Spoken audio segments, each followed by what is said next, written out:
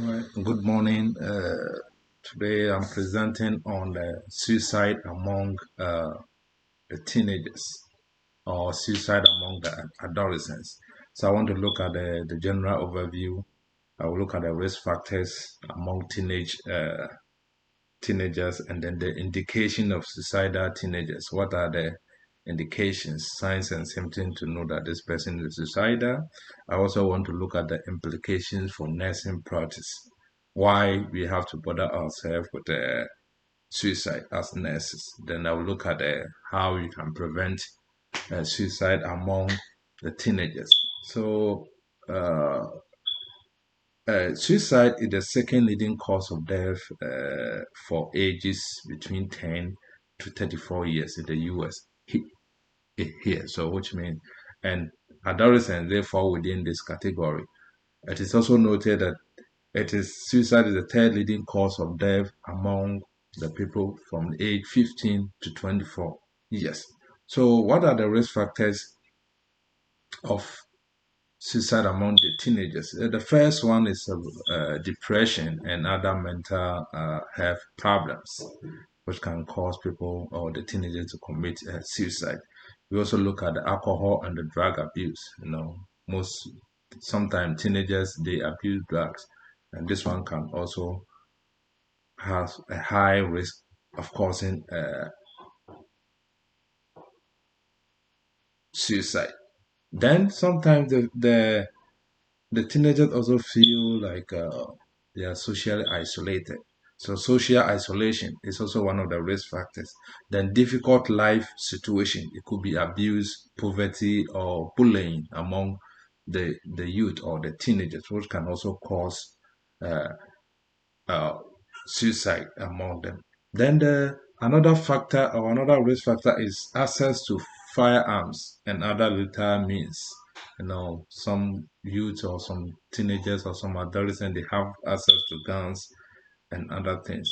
Then we also have loss of impulse control. We have feeling of shame or humiliation. Sometimes the youth they feel humiliated among themselves. Then it could also be like interpersonal losses, like peer rejection or relationship breakup. For example, when I went for clinicals one of these days, one girl, 13-year-old girl, who wanted to kill herself because her best friend, they have been a friend for 6 good years, and then they got into an argument, they fought, and now they are not talking. So he wanted to kill himself because he lost of that.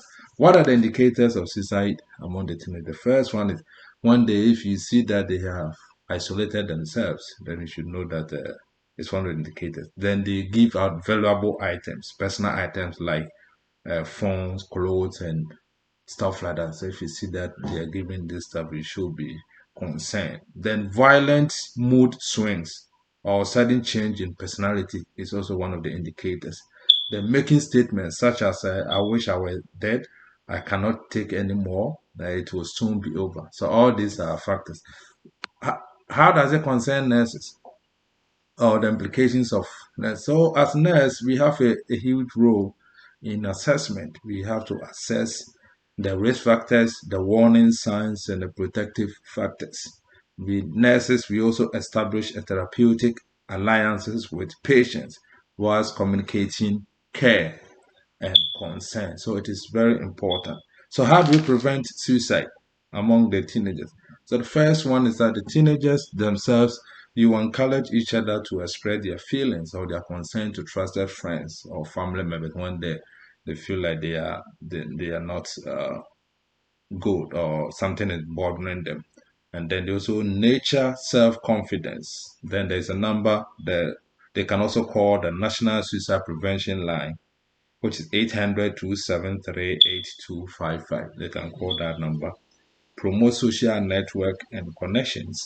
And then we also encourage the youths among themselves to report any inappropriate behavior to authorities. Maybe if they see their friends using drugs or something, they can report it to authority if they are in school, or if they can report to their family if they are at home.